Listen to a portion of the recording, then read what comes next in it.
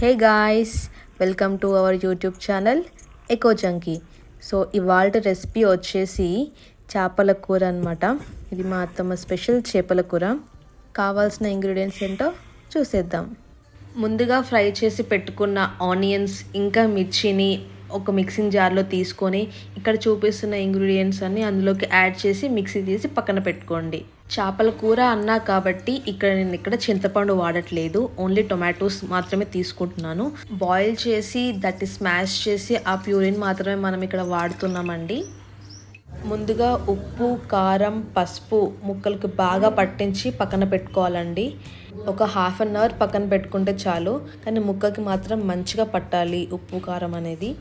ఇక్కడ నేను 5 పావులతోటి ఆయిల్ తీసుకుంటున్నానండి. మా పావు కొంచెం చిన్నగా ఉంటుంది కాబట్టి మేము 5 పావుల ఆఫ్ ఆయిల్ని తీసుకుంటున్నాం ఇక్కడ.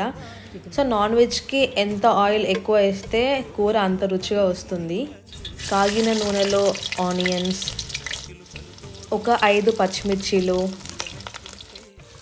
బాగా కలుపుకోవాలండి. ఇక్కడ కొంచెం ఫ్రై అవ్వాలి అవన్నిటివి.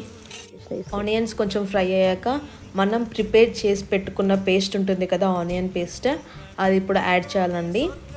ఇలా బాగా ఫ్రై చేసుకున్న టైంలోనే మీకు ఆటోమేటిక్గా ఆ ఫిష్ కర్రీ స్మెల్ అనేది వచ్చేస్తూనే ఉంటుంది. మేము ఇక్కడ కొన్ని మెంతి ఆకులు కూడా వాడుతున్నామండి.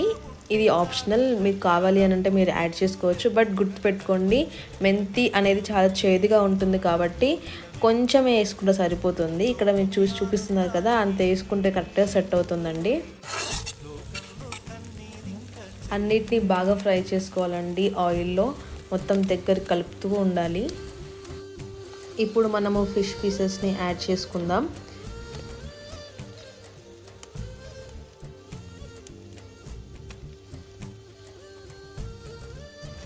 ఫిష్ పీసెస్ అన్నీ యాడ్ చేసుకున్న తర్వాతకి మనము మూత పెట్టి ఒక 3 నిమిషాల పాటు ఫ్రై చేసుకోవాలి.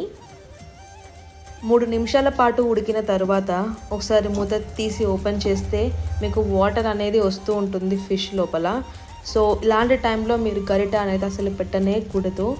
ఇక్కడ చూపిస్తున్న విధంగా గిన్నెని అటు ఇటు అనుకోవాలి, కానీ గరిట మాత్రం పెట్టకూడదండి. ఒక 5 నిమిషాల తర్వాతకి ఒక ముక్కని తిరిగేసి చూడండి అది ఉడికిందా లేదా. లేదు అంటే మళ్ళీ ఒకసారి మూత పెట్టేసి ఇంకా 2 నిమిషాల పాటు బాగా ఉడకనివ్వండి.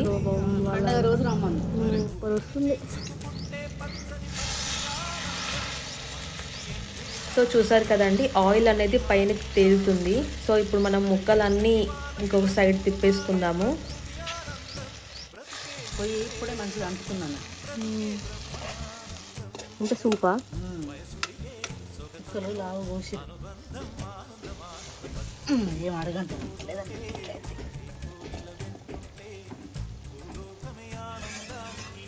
ముక్కలు 2 వైపులా బాగా ఫ్రై అయిపోయాయండి. సో ఇప్పుడు మనము ముందుగా ప్రిపేర్ చేసి పెట్టుకున్న టొమాటో ప్యూరీని యాడ్ చేసుకుందాము.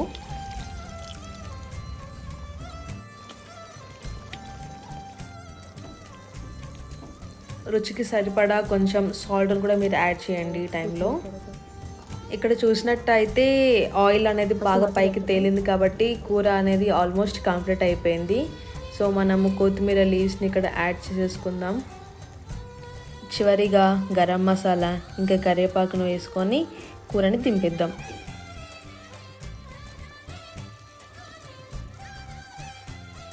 మన చేపల కూర రెడీ అయిపోయిందండి. Please do follow and subscribe Eco Junkie.